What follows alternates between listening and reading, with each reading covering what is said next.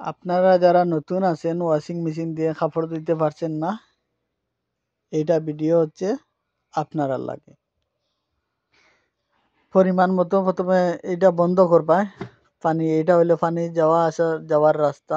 আপনারা পানি দিয়া এটা বন্ধ করে দিবা, ঠিক আছে নি?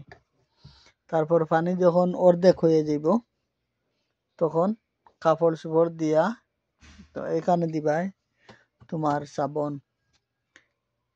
পাউডার দিবা। এখানে পাউডার গুলা দিয়া আনলে আপনারা এখানে দিবা 15 মিনিট, ঠিক আছে নি? এটা হচ্ছে 15 মিনিট থাকবো। 15 মিনিট পরে অটোমেটিক বন হয়ে যাব 15 মিনিট।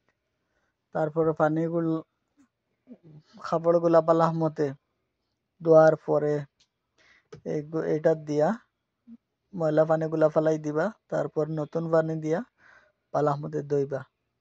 তারপরে ওইটা দিয়া দিবা। ওইটা দিলে তোমার 5 মিনিট দিবা।